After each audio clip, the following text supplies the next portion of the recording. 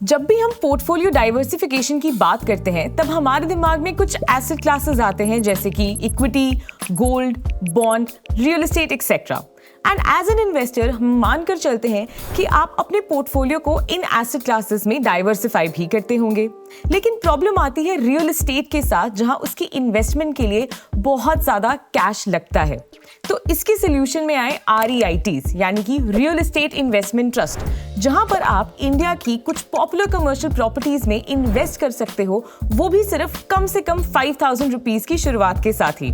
तो इस वीडियो में हम बात करेंगे कि ये REITs क्या होते हैं और साथ ही में 5 स्टेप प्रोसेस के थ्रू इसे एनालाइज करना भी सीखेंगे। Hello everyone, I am Aastha Khurana and welcome to Zerodha Varsity videos.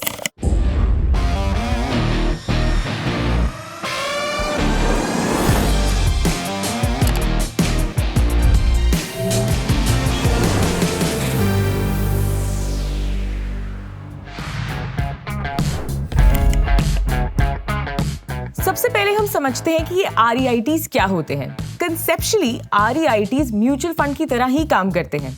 जैसे एक म्यूचुअल फंड में AMC पूरी अमाउंट को पूल करके फ्रॉम इन्वेस्टर्स उसे इन्वेस्ट करती है और ये investing decision chief investment officer या फिर फंड मैनेजर लेता है उस AMC का। ठीक उसी तरह REITs में भी एक ट्रस्ट बनाई जाती है जो अपने इन्वेस्टर से पैसों को पूल करती है यानी कि इकट्ठा करती है और उस अक्यूमुलेटेड अमाउंट को वो इंडिया की कमर्शियल प्रॉपर्टीज में इन्वेस्ट करती है। जैसे इक्विटी म्यूचुअल फंड्स इक्विटी में इन्वेस्ट करते हैं, डेट म्यूचुअल फंड बॉन्ड्स में इन्वेस्ट करते हैं, वैसे ही REITs इंडिया की कमर्शियल प्रॉपर्टीज में इन्वेस्ट करती हैं। कमर्शियल प्रॉपर्टीज जैसे कि शॉपिंग मॉल हो सकता है, कमर्शियल कम्प्लेक्सेस हो सकते हैं, हॉस्पिटल, IT सेक्टर के offices etcetera. As an investor अब आप कहोगे कि रियल एस्टेट में इन्वेस्ट करना बेटर है क्योंकि 2 बेनिफिट्स मिलते हैं। सबसे पहला बेनिफिट मिलता है कैपिटल एप्रिसिएशन का, यानी कि ओवर टाइम आपके एसेट की वैल्यू का इंक्रीज होना, और दूसरा बेनिफिट मिलता है रेंटल इनकम का। लेकिन ये दोनों ही बेनिफिट्स हमें REIT की इन्वेस्टमेंट्स में भी मिलते हैं। आपको आपकी इन्वेस्टमेंट के अगेंस्ट REIT के यूनिट्स मिलते हैं, ठीक वैसे ही जैसे म्यूचुअल फंड्स में होता है। जैसे जैसे आपकी कमर्शियल रियल एस्टेट प्रॉपर्टी की वैल्यू इंक्रीज होती है, वैसे ही REIT का NAV भी इंक्रीज होता है। और तो और REITs में भी हमें रेंटल इनकम मिलती है।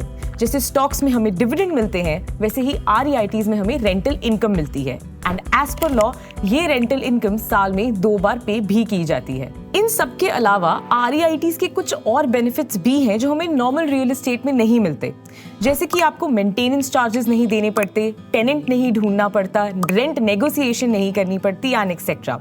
एंड इसी के साथ साथ एक और रूल भी है, उस रेगुलेशन के अकॉर्डिंगली REITs को अपना 80% तक का अमाउंट उस कमर्शियल रियल एस्टेट में इन्वेस्ट करना होता है जिसकी कंस्ट्रक्शन ऑलरेडी कंप्लीट हो। इसका मतलब ये कि आपका इन्वेस्ट किया हुआ पैसा उस कमर्शियल रियल एस्टेट की कंस्ट्रक्शन में नहीं जाता। कुछ साल पहले REITs का सिर्फ एक ही फंड एक्सचेंज पर लिस्टेड था, लेकिन रियल एस्टेट बूम के बाद अब इस एक्सचेंज पर 4 फंड्स लिस्टेड हैं एंड हो सकता है आने वाले टाइम में ये नंबर भी बढ़ जाए। इसलिए हमारे लिए समझना बहुत जरूरी हो जाता है कि REITs को एनालाइज कैसे किया जाए। जैसे एक डेट म्यूचुअल फंड को एनालाइज किया जाता है, REITs का एनालिसिस भी काफी सिमिलर है।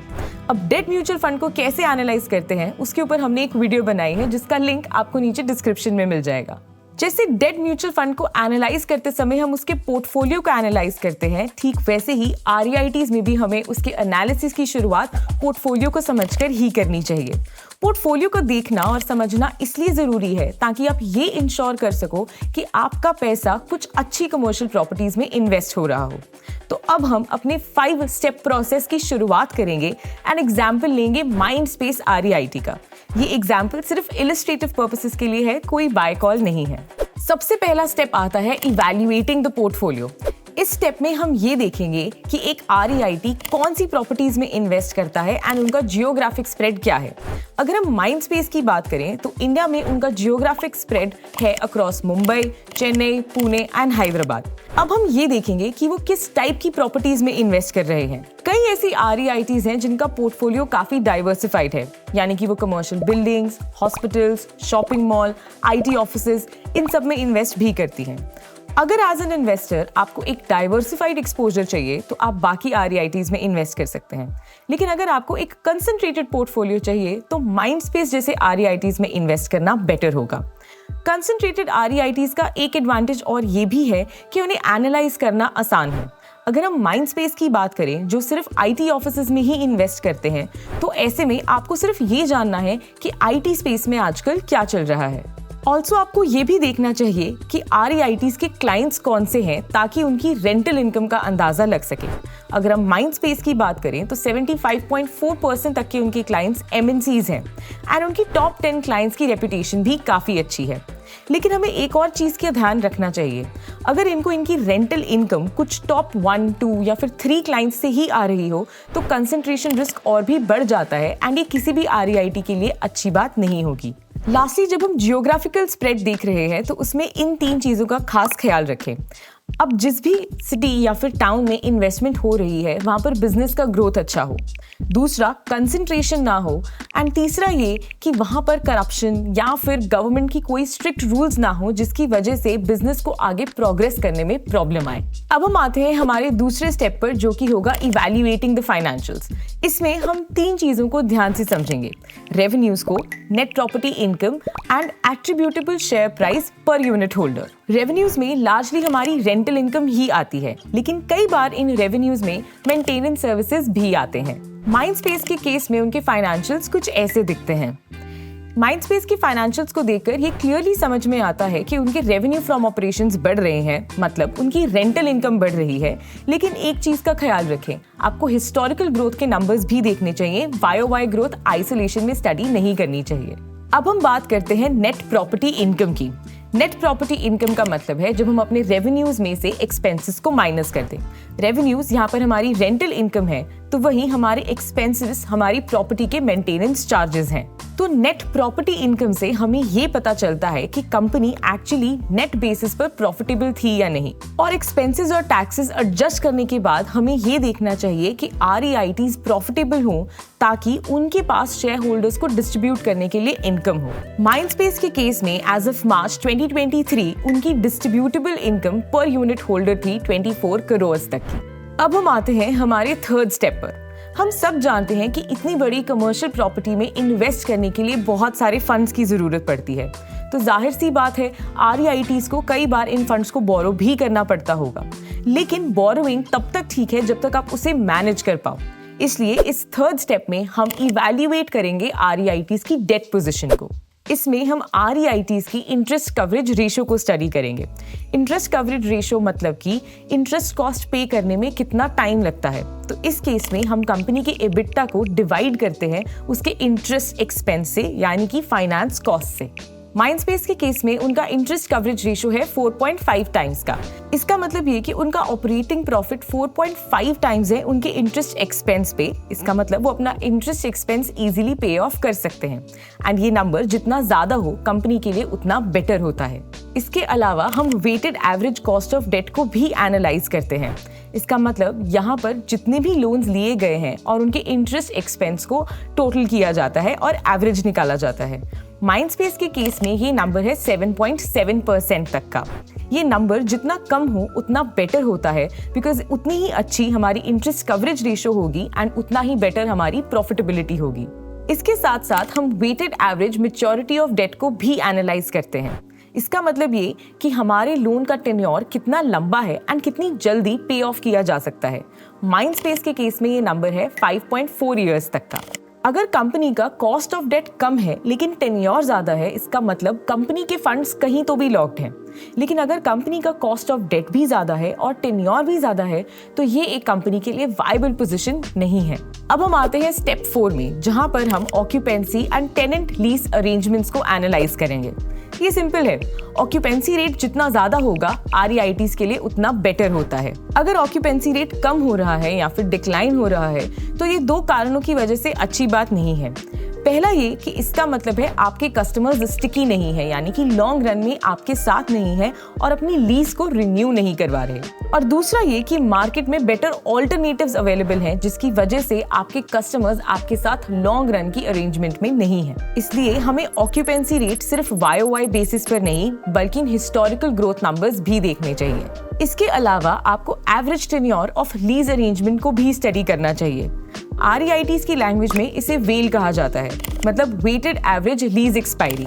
इसमें हम ये देखते हैं कि हमारी लीज जो है वो कब और कैसे रिन्यू होगी। अगर तो वेल शॉर्टर है तो इसका मतलब ये है कि लीज जल्दी रिन्यू होगी एंड आपके पास नेगोशिएशन का अच्छा खासा चांस है। लेकिन इसका मतलब ये भी है कि हो सकता है आपकी रेंटल इनकम स्टेबल ना हो। एंड लॉन्गर वेल से हमारा मतलब ये है कि हमारी लीज का टेन्योर लंबा है। यहाँ पर आपकी रेंटल इनकम तो स्टेबल होगी, लेकिन रेंट नेगोशिएशन के चांसेस यहाँ पर कम हो जाते हैं। माइंडस्पेस के केस में वेल का नंबर 7 ईयर्स तक का है, जो कि काफी डिसेंट है। इसके साथ साथ आपको रिटेंशन रेट भी देखना चाहिए, क्योंकि जितना ज्यादा रिटेंशन रेट होगा उतनी ही स्टेबल रेंटल इनकम होगी। अब हम आते हैं हमारे लास्ट स्टेप पर, जो कि है REITs की वैल्यूएशन को एनालाइज करना। इस स्टेप पे हम वैल्यूएशन के 3 पैरामीटर्स एनालाइज करेंगे। सबसे पहला फेयर वैल्यू ऑफ NAV, दूसरा price to book ratio and तीसरा dividend yield. Fair value of NAV based होती है कंपनी के एसेट्स पर और मैनेजमेंट उसकी क्या वैल्यू लगाती है। इसका सिंपल मतलब ये है कि जब वो एसेट खरीदा गया था उसके बाद ओवर द टाइम उस एसेट की वैल्यू क्या बनी। इसके साथ साथ कुछ एडिशंस या फिर लाइबिलिटीज भी हुई होंगी, उनको एडजस्ट करने के बाद उस एसेट की फेयर वैल्यू क्या निकल कर आती है। अगर हम माइंडस्पेस की बात करें तो आज वीडियो रिकॉर्डिंग के टाइम माइंडस्पेस की फेयर वैल्यू ऑफ NAV है 371.9 पर यूनिट। अब हम बात करते हैं प्राइस टू बुक रेशियो की। As the name suggest, current market price को बुक वैल्यू से डिवाइड किया जाता है। करंट मार्केट प्राइस तो हमें एक्सचेंजेस से मिल जाएगा और बुक वैल्यू हमें कंपनी की P&L स्टेटमेंट से मिलती है। माइंडस्पेस के केस में इसकी price to book value currently 1.23 times तक की है। अगर आप इसे कैलकुलेट ना करना चाहें तो आप थर्ड पार्टी वेबसाइट्स पर जाकर भी इसके नंबर्स को देख सकते हैं एंड यहाँ पर आपको हिस्टोरिकल ट्रेंड भी देखने को मिलता है। अब नेक्स्ट हमारे पास आता है डिविडेंड यील्ड। इस केस में हमें डिस्ट्रीब्यूशन पर यूनिट को करंट मार्केट प्राइस से डिवाइड करना चाहिए। माइंडस्पेस का डिविडेंड 6.2% तक का है। अब जब हमारे पास डिविडेंड यील्ड का नंबर आ जाता है तो वो बेटर है या नहीं, इसके लिए हमें उसे एक रिस्क फ्री रेट से कंपेयर करना चाहिए। एक एवरेज इन्वेस्टर के लिए रिस्क फ्री रेट होता है बैंक FD का रेट। अगर हमारी डिविडेंड यील्ड हमें बैंक FD के रेट से better rate they, that is when it is beneficial. अगर हमारा REIT का मार्केट प्राइस बढ़ रहा है और उसकी डिविडेंड यील्ड भी बढ़ रही है तो ये एक अच्छी इन्वेस्टमेंट हो सकती है। तो इस वीडियो में हमने ये सीखा कि REITs को एनालाइज करने की शुरुआत हमें उसके पोर्टफोलियो से करनी चाहिए, जहां हमें ये देखना चाहिए कि वो कौन सी टाइप की प्रॉपर्टीज में इन्वेस्ट कर रही हैं, उनका जियोग्राफिक स्प्रेड क्या है, उनके टॉप क्लाइंट्स कौन से हैं एंड अगर उनके टॉप क्लाइंट्स MNCs हैं तो ये एक अच्छी बात है। नेक्स्ट स्टेप में हमने REITs के फाइनेंशियल्स के पैरामीटर्स को डिस्कस किया, जहां पर हमने revenues, net property income and attributable income पर शेयर होल्डर के नंबर्स को एनालाइज किया। नेक्स्ट स्टेप में हमने REITs की डेट पोजीशन को एनालाइज किया, जहां पर हमने इंटरेस्ट कवरेज रेशियो के साथ साथ एवरेज कॉस्ट ऑफ डेट और एवरेज मैच्योरिटी ऑफ डेट के नंबर्स को भी एनालाइज किया। फोर्थ स्टेप में हमने ऑक्यूपेंसी एंड टेनेंट लीज जैसे अरेंजमेंट के नंबर्स देखे, जहां पर हमने वेल को डिटेल में डिस्कस किया। एंड लास्टली वैल्यूएशंस की बात करते समय हमने fair value of NAV, dividend yield and price to book ratio के नंबर्स देखे। आई होप आपको ये वीडियो इन्फॉर्मेटिव लगा होगा। अगर आपको कोई भी डाउट है आप नीचे कॉमेंट सेक्शन में पूछ सकते हैं। मिलते हैं अगली वीडियो में, तब तक के लिए हैप्पी इन्वेस्टिंग।